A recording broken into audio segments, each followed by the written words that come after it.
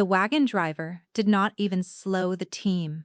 He just leaned sideways from the bench, spat brown into the dust, and jerked his thumb at the place where the road bent around a stand of cottonwoods. "There," he said. "That's Calloway's spread. You walk from here." Mercy stepped down with the carpet bag in one hand and her grandmother's shawl bunched in the other, and before her boots had settled in the rutted clay, he had already snapped the reins, and the wagon was creaking on toward the town she had not seen and might never see now. The dust the wheels lifted came back over her in a slow brown wave, and she stood inside it and did not cough, because coughing felt like asking for sympathy and there was no one to give any. She had $3 folded inside her bodice, and the address of a ranch a woman in St. Joseph had written on the back of a flour sack scrap. She had a letter from a preacher she had cooked for once. She had the dress she was wearing, and one other rolled inside the bag. She had no husband anymore, and no farm anymore, and no name in this country that anyone would recognize, which she had decided on the train was a thing to be grateful for, and not a thing to mourn. The road to the ranch house was longer than it had looked from the wagon. The sun pressed flat against the back of her neck.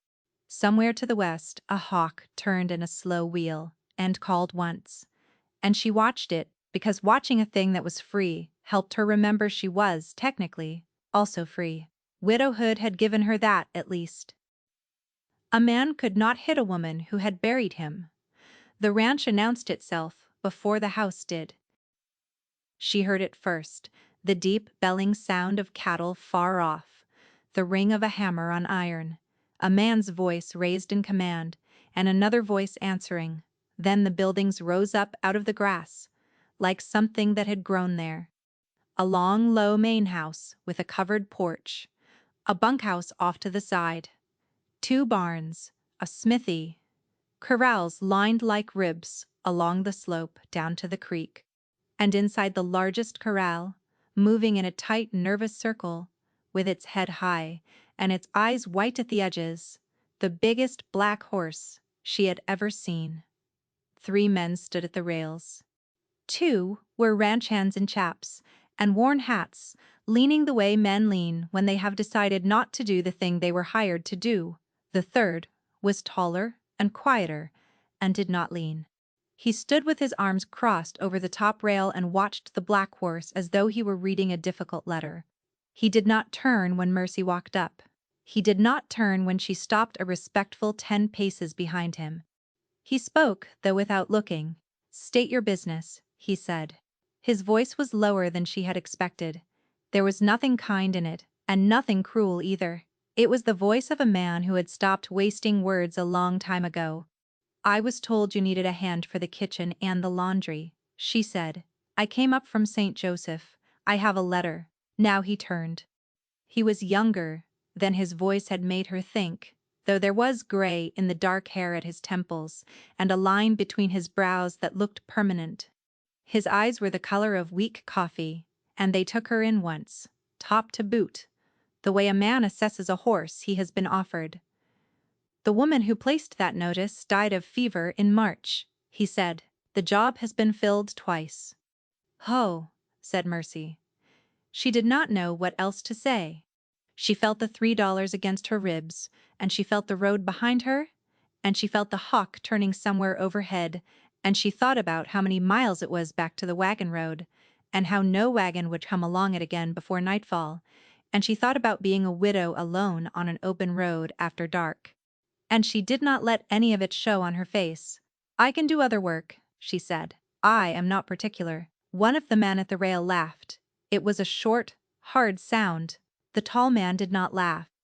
He kept looking at her and she kept looking back, because she had learned a long time ago that a woman who dropped her eyes was a woman who had already lost. "What do you know how to do?" he said. "I cook, I mend, I keep a clean house. I know my letters and my numbers. I can make soap. I can put up reserves. I know basic horsemanship."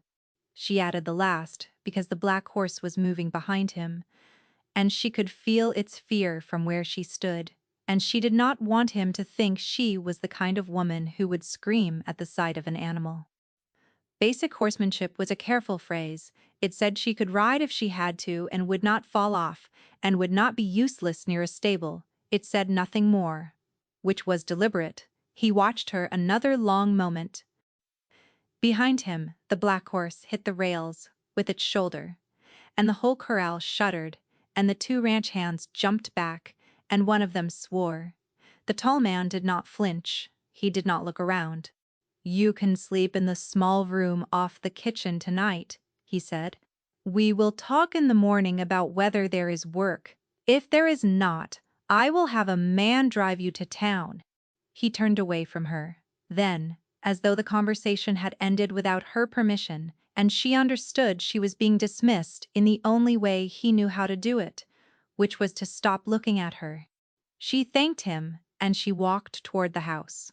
Behind her she heard him say to the men at the rail, in that same flat voice, "Leave the animal. He will hurt himself, or he will calm. Either way, you are not going in there today." The small room off the kitchen had a rope bed and a washstand, and a window the size of a Bible. Mercy set the carpetbag down and sat on the edge of the bed and let her hands shake for exactly as long as it took to count to 20. Then she stopped them. Then she stood up and went out to find the kitchen. There was an older woman at the stove, square and gray and floured to the elbows, who looked her over once and said, "You, the new one." And Mercy said she did not know yet, and the woman said, "Well, child, you can peel those potatoes either way." Her name was Trudy. She had been on the place 11 years. She had buried 2 husbands and 1 son, and she said it the way another woman might mention the weather. Mr. Calloway," she said, "was a hard man and a fair one, and his wife had died 4 winters ago in childbed along with the boy, and he had not spoken either of their names since, and Mercy should not speak them either." Mercy said she understood. Trudy looked at her sideways and said, "You are too pretty for this house." And Mercy said she did not feel pretty, and Trudy said that was not what she meant. Supper was beef, and biscuits, and beans, and Mercy carried plates, and poured coffee, and did not speak unless spoken to. The ranch hands at the long table looked at her the way men look. The tall man, Calloway, sat at the head and did not look at her at all. He ate quickly and quietly and stood up before anyone else and went out through the side door. And Mercy heard his boots cross the porch and go down toward the corrals, and she understood without being told that he was going to look at the black horse alone in the dusk. She did not sleep well in the small bed. The wind moved against the walls in a way that the wind back home had never done. Around midnight she heard the horse scream once in the corral, a long ragged sound, and then silence, and then the slow, steady creak of a man pacing the porch. In the morning, Calloway came into the kitchen while she was kneading dough. He stood in the doorway with his hat in his hand and watched her for a moment before he spoke. "You said basic horsemanship," he said. "Yes," said Mercy. "What does basic mean?" She brushed flour from her wrist with the back of her other hand. "I can saddle a quiet horse," she said. "I can ride at a walk and a trot. I would not be useful at a roundup." He nodded, once slowly. There was something in the way he was looking at her now that was different from yesterday. Not warmer, just more attentive, as though she had moved from the category of stranger to the category of question. "I will give you work," he said. "Trudy needs help, and the laundry has been behind since March. You will be paid the same as the woman before you, which is $6 a month, and your board. You will eat with the household. You will not go out past the corrals after dark. You will not speak to the men in the bunkhouse unless one of them is bleeding. Is that clear?" "Yes," she said. He put his hat back on and turned to go. And then he stopped in the doorway, and without looking back at her he said, "What was your husband's name?" She held very still over the dough. "Wilfred," she said. "He died of the cholera last summer." He nodded once at the doorframe and went out. The first 3 days she did laundry. She boiled shirts and trousers in the great iron pot behind the kitchen, and she wrung them out until her hands cracked, and she hung them on the lines that ran between two cottonwoods, and the wind dried them faster than any wind she had ever known. She did not go near the corrals. She did not look at the black horse. She heard him, though. Everyone on the place heard him. He screamed twice on the first night and once on the second, and the men at supper spoke about him in voices that pretended not to be afraid. "He is killing himself in there," said the one called Reno. "He is killing one of us." "Next," said the other. Calloway said, "Eat your supper." On the morning of the fourth day, Mercy was carrying a basket of wet sheets along the path that ran behind the corrals, because the line behind the kitchen was full, and the path took her within 30 feet of the rails where the black horse was. She did not stop. She did not slow. She walked the way she had walked past her father's dogs as a child, which was to keep her shoulders soft and her breath even, and her eyes on something past the animal, not on the animal itself. She hung the sheets on the far line, and she came back the same way, and on her second pass, the black horse stopped moving. He stood in the center of the corral with his head lowered and his ears forward, and he watched her go by, and he did not scream. She did not look at him. She felt him looking, and she kept walking. That night at supper, the ranch hand called Reno said, "That horse was quiet today," and the other one said, "Only time all week." And Calloway, at the head of the table, set his cup down and said, "When?" "Around midday," said Reno. Couldn't say what changed. Calloway's eyes moved just once to Mercy, where she stood at the sideboard with the coffee pot. He did not say anything. She did not say anything. She poured his coffee, and she went back to the kitchen, and her hands were not quite steady when she set the pot down. The next morning she went to the corral. She did not bring anything with her. No rope, no halter, no apple. She climbed up onto the second rail, and she sat on the top one with her boots hooked under the lower bar and her hands folded in her lap.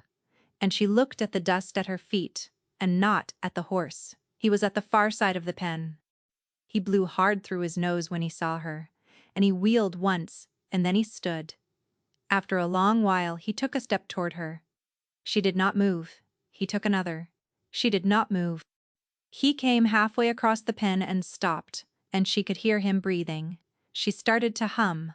It was a tune her mother had sung over the bread, an old hymn whose words she could no longer remember, only the shape of the melody. She hummed it once through, and then again, and on the third, past the black horse came the rest of the way across the pen, and put his nose 6 inches from her knee, and stood there. She did not touch him. She did not look at him. She hummed. Behind her, very quietly, a man cleared his throat. She turned her head slowly, and Calloway was standing at the gate. He had been standing there, she understood, for some time. His face was the same face it always was, closed and tired and watchful, but something behind it had gone, still in a way she had not seen before. "How long?" he said softly. "Just this morning," she said. "No," he said. "How long have you been able to do that?" She thought about lying. She thought about saying it was an accident, that the horse had chosen her, and she did not know why. But he was looking at her the way he had looked at her in the kitchen doorway, the way that made her feel measured rather than seen, and she found that she did not want to lie to him. "My father trained horses," she said, "in Kentucky. Before he lost the farm, I worked with him, from the time I was 9 until the time I was 19. I have gentled mustangs and saddle-broke colts, and I have brought back a stallion that killed a man. I told you basic horsemanship because I have learned that on a ranch, a woman who says more than that is not believed and is sometimes punished for the claim." He looked at her a long moment. The horse behind her blew softly against her sleeve, and she let him. "Why did you tell me now?" said Calloway. "Because you asked," she said. He nodded. He did not smile, but the line between his brows softened, just slightly, and he said, come down off the rail before he decides he wants to be on the other side of it. And she came down, and the horse followed her 3 steps along the inside of the fence before he remembered he was supposed to be wild and wheeled away. His name is Judgment, said Calloway. He was bred on this place. His sire killed a man 4 years ago, and I had to put him down myself. I have been telling myself that this one is different. He has not given me much evidence. He is not mean, said Mercy. He is afraid.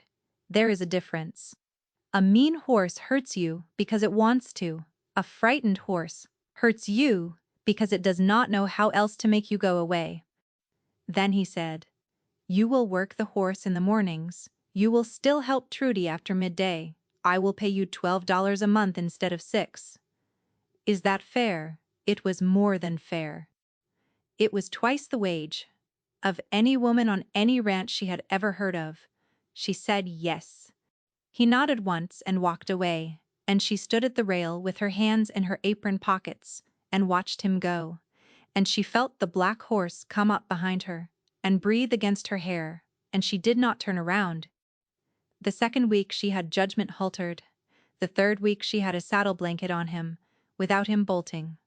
By the end of the first month, she could lead him at a walk on a long rope, and he came to the gate when she called him by name. The men did not believe it at first, and then they did. Reno tipped his hat to her at supper, which he had not done before. The other one, whose name was Boone, asked her in a quiet voice if she would look at his mare who had been off her feed, and she said she would. And the next morning she felt the mare's belly and listened to her gut, and told Boone the horse had eaten something she should not have and would pass it in 2 days. And the horse did. And after that the men spoke to her differently. Trudy watched all of this from the kitchen and said nothing for a long while, and then one evening, while they were washing the supper dishes, she said, "He is looking at you." "Who is?" said Mercy, although she knew. Trudy did not bother to answer. "He has not looked at any woman since she died," Trudy said. "Not once. There have been women through here who tried. The schoolteacher last summer brought him a pie every week for 4 months, and he ate the pies and never once asked her inside. The widow Halloran offered him her late husband's prize bull at half price if he would come to supper, and he sent the money with a hand and never went. I am telling you this so you understand what it means that he watches you now." "I do not want anything from him," said Mercy. "I did not say you did," said Trudy. "I said he watches you." The slow burn began without her permission. She did not invite it. She did not encourage it. She kept her head down and worked the horse and did the laundry and helped Trudy with the bread, and Calloway began quietly to be wherever she was. He came to the kitchen for coffee in the mornings now, which he had not done before. He stood at the corral rail when she worked. Judgment never closer than 10 feet, never speaking, unless she spoke first. He repaired the latch on the door of her little room without telling her he had done it, and she only knew because the door had stuck for a week, and then one morning it did not. He brought in a small bookshelf from somewhere and set it in the corner of her room and said, "You said you knew your letters, in case you have any books." And she had none, but she did not say so, and the next week a parcel arrived from St. Joseph, and there were 3 books inside it, and his name on the receipt. She read them by candlelight in the small room, and she did not let herself think about what they meant. In the 5th week, he asked her to ride out with him to see a piece of fence that had come down at the south boundary. He said he wanted her opinion on whether the colt he had given her, a quiet bay mare called Sunday, was steady enough for the distance. She said yes. They rode out together in the early light with the dew still gray on the grass, and they did not speak for the first mile, and then he said, "My wife was thrown by a horse the summer before she died. Not killed by it, just thrown. But she would not ride after that, and I think now that if she had ridden, if she had not been afraid, she might have been stronger when the time came. I think fear weakens a body. I do not know if that is true. It is what I have told myself." Mercy let Sunday walk a few paces before she answered. "Fear does not weaken a body," she said. Grief does, and guilt does. Fear is sometimes the only thing keeping a person upright. He looked over at her then. They were riding side by side. The horses matched at a walk, and his face in the early light was younger than she had ever seen it. "What are you afraid of?" he said. She thought about it. "I am afraid of going back," she said. "I am afraid of a man finding me here, who I thought I had finished with. I am afraid that the kindness of this place is a kind of dream, and that I will wake up." She had said too much. She knew it the moment the words left her mouth. But he did not press. He only nodded, and they rode the rest of the way to the fence in silence. And when they had looked at the fence and turned the horses back toward home, he said, "No one will come for you here that I do not let come." And she understood that he had heard her, and that he had decided something, and that he was telling her what he had decided in the only way he knew how. The man who came for her arrived on a Thursday in the 7th week. He came up the road on a sorrel horse, with his hat pulled low, and he reined in at the porch and called out. And Mercy was at the laundry line, and heard the voice, and knew it before she had time to understand what knowing it meant. She went very still with a wet sheet in her hands. She listened. She heard Trudy come to the porch and say, "Who are you, and what is your business?" And the man's voice answered, "I am looking for my wife. She run off from me 3 months ago. I have papers from a judge in Missouri. I have come to take her back." Mercy put the sheet down on the line and walked, not ran, around the side of the house. She did not go to the porch. She went to the corral. She climbed the rail and dropped into the pen and went to Judgment, who came to her at once. And she put her hand on his neck, and she made herself breathe. She heard Calloway's boots on the porch. She heard his voice, quieter than the other man's, asking to see the papers. She heard the paper crackle. She heard a long silence. Then she heard Calloway say, "This paper is 2 years old. It was filed by a man named Hollis Pell in the county of Andrew, Missouri. It claims a woman called Margaret Pell as his lawful wife and accuses her of desertion. There is no woman by that name on this place. There has never been a woman by that name on this place. You have ridden a long way for nothing." The other man's voice rose. "I followed her here. I have witnesses. She was on the train to St. Joseph, and then she was on a wagon to this country. You are hiding her." "I am hiding no one," said Calloway. "The woman who works in my kitchen is a widow from Kentucky named Mercy Ward. I have her letter from the preacher who knew her there. I have her husband's death certificate. If you would like to ride into town and look at them in the records office, I will have a man take you. But you will not set foot off that horse on my land, and you will not raise your voice again at my housekeeper." There was a long pause. "I want to see her," said the other man. "You will not see her," said Calloway. "I have a right." "You have no rights on this ground." The other man was quiet for a moment.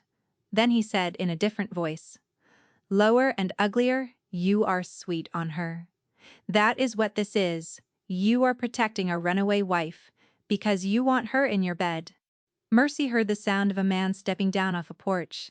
She heard one set of boots, slow and deliberate, cross the boards and the dirt. She heard Calloway's voice, very close now to the other man, very soft. "Get off my land," he said. She did not hear what the other man answered. She heard the creak of saddle leather. She heard a horse turn. She heard hooves go down the road.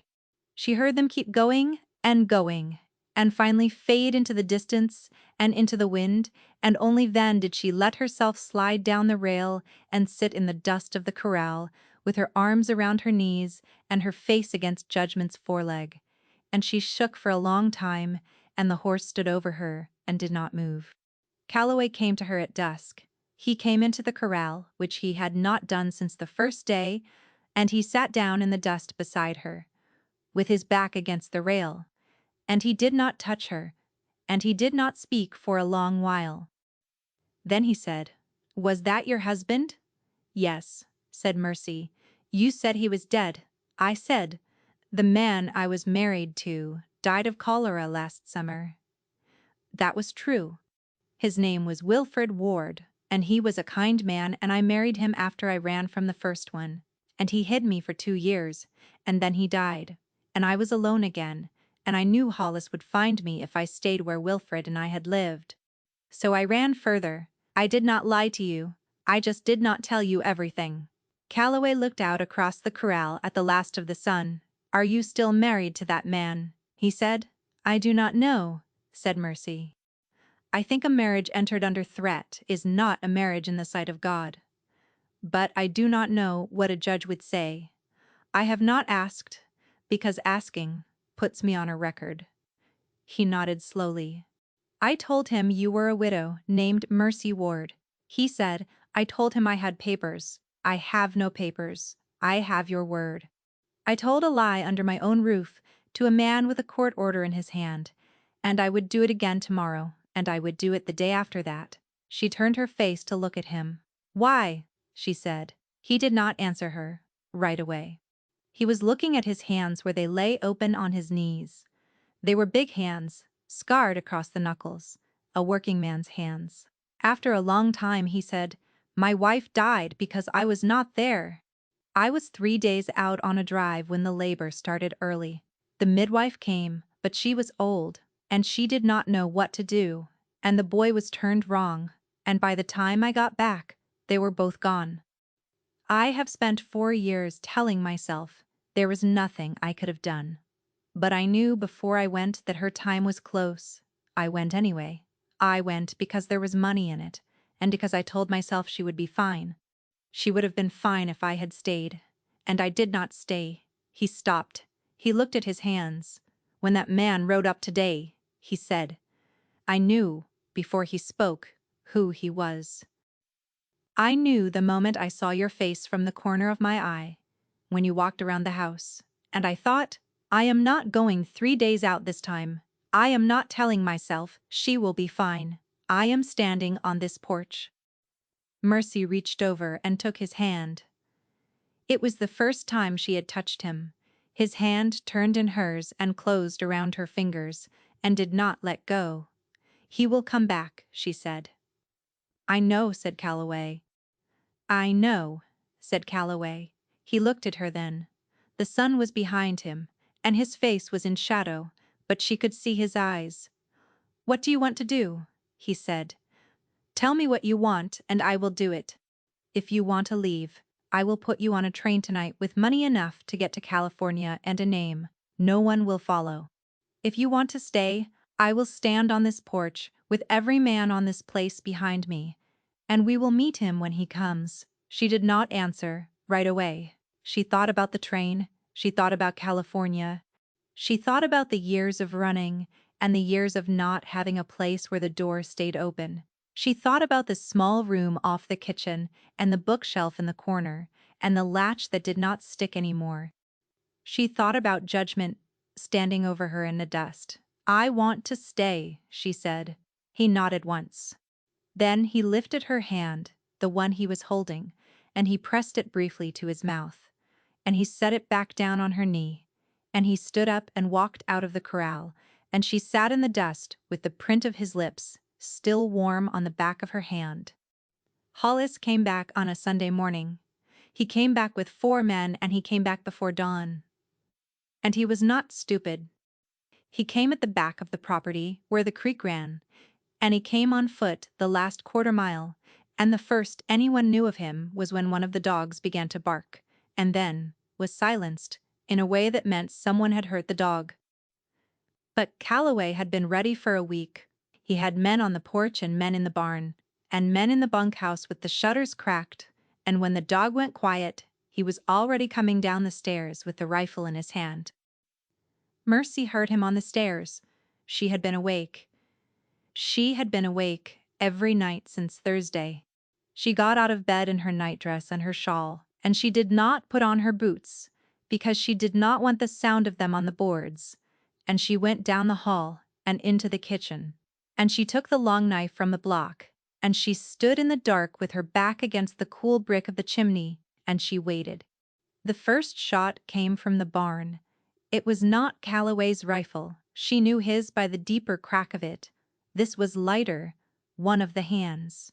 Then a second shot, and a man cried out, somewhere down by the creek, and then there was a long silence in which she could hear her own heart in her ears. Then the kitchen door opened. She had locked it. She had locked it herself the night before and checked the latch twice. But the wood around the latch was old, and a man with a heavy shoulder could break it. And Hollis had a heavy shoulder, and he came through into her kitchen with a pistol in his hand and the dark behind him. And he did not see her against the chimney, because he was looking for the stairs. She did not think. She moved before she thought. She came off the brick wall with the knife held the way her father had taught her, low and turned, and she put the blade through the meat of his gun arm just above the elbow, and Hollis screamed, and the pistol went off into the floor, and she pulled the knife out and stepped back and screamed Calloway's name as loud as she could into the dark of the house. Hollis came at her with the other hand. He was bigger than she remembered. He always had been. He got hold of her shawl and pulled her toward him, and she went with the pull, because going with it was what her father had taught her about a horse, twice her size. And she came in under his bad arm and drove the knife into the meat of his thigh and twisted, and he went down on one knee, and she got her hand free and pulled back and stood over him, with the knife red to the haft, and her chest heaving. Calloway came through the inner door with the rifle up. He took in the scene in 1 second. He did not lower the rifle. He looked at her, fast, and she nodded that she was unhurt, and only then did he step in and put the muzzle of the rifle against Hollis Pell's forehead, very gently, the way a man might touch a friend's shoulder. "Move," he said softly. "Please move. Give me a reason." Hollis did not move. The rest of it went fast. 2 of Hollis's men were dead in the yard. 2 had run. Hollis was bleeding from his arm and his leg, and he was not going to die from either, but he was not going to ride out of the territory under his own power, either. Calloway sent Reno for the sheriff, and Reno was back before noon with the sheriff and the sheriff's deputy, and Hollis was tied to a kitchen chair with his wounds bound by Mercy's own hands, because she would be no man's murderer, not even his. And the sheriff listened to the story and looked at the broken latch, and looked at Hollis, and looked at Mercy in her shawl and her nightdress with blood on her sleeves, and he said, "This is going before a judge, but it is not going against the lady or against Mr. Calloway. You have my word on that." Hollis was taken away in the back of a wagon. He looked at Mercy as they loaded him in. He opened his mouth to say something to her. She walked past him without turning her head, and she went into the kitchen, and she sat down at the table, and she put her hands flat on the wood, and she did not cry, because she had never been the kind of woman who cried at the end of a thing. She cried at the beginning, when crying might still change something. At the end, she just put her hands flat on the wood. Calloway came in and sat down across from her. He did not say anything. He put his hand over hers on the table. He left it there. After a while, she said, "I cut a man this morning. You saved both our lives," he said. "I am not sorry," she said. "You should not be sorry," he said. "I am not," she said again. He held her hand until the trembling stopped, which took a long time, and then he said, "Will you marry me, Mercy Ward?" And she said, "Yes, Emmett Calloway, I will." And that was the whole of it, and neither of them said anything else for a long while, because there was nothing else that needed saying. They were married 6 weeks later in the little clapboard church in town. The schoolteacher came, the one who had brought the pies, and she shook Mercy's hand and said, "You are good for him." And Mercy understood that she meant it, and Mercy thanked her, and the widow Halloran came, and Trudy came in a dress no one had seen on her before, and the ranch hands came scrubbed pink with their hats in their hands. And Reno cried during the vows, which he denied for the rest of his life. The preacher who married them was the same one who had written Mercy's letter of character, who had ridden up from St. Joseph to do it, and he did not ask any questions about Missouri, and no one in the church asked any either, because by then the story of the Thursday night and the Sunday morning had passed through the territory. And the version that was being told had Mercy Ward standing over a man with a knife and the Lord's own anger in her eyes. And that version was close enough to true that she did not bother to correct it. The judge in Missouri ruled, eventually, that the original marriage to Hollis Pell had been entered under coercion and was void. The paper came in the mail, and Calloway brought it to her in the kitchen and laid it on the table next to the bread, and she read it, and she folded it once, and she set it in the fire, and Calloway watched her do it and did not say anything. Hollis Pell went to the territorial prison for assault and attempted murder and was killed there in a knife fight the second winter.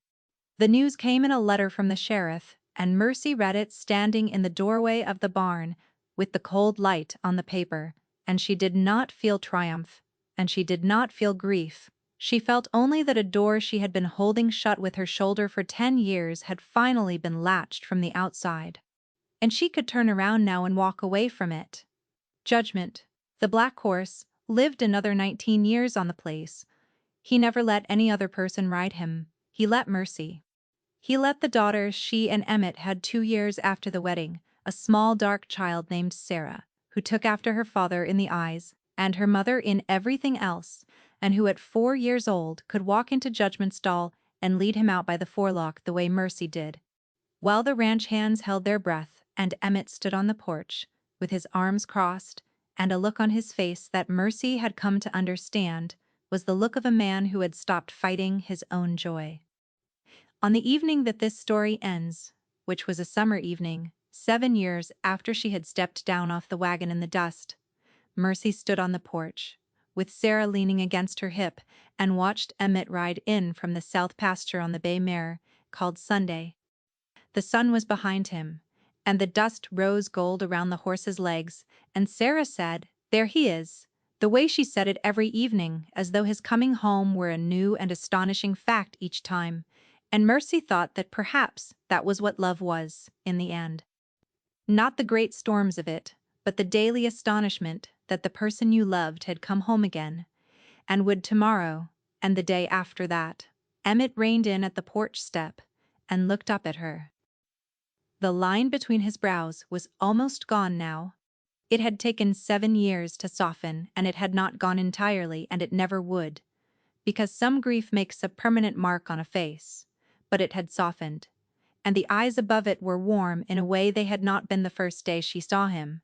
And he said, "Supper ready, woman," and she said, "Get down off that horse and find out, mister," and he laughed, which was a sound she had not known he could make in the first 6 months she had lived on the place, and which she now heard every day. He swung down. He took Sarah from her hip and set the child on his shoulder.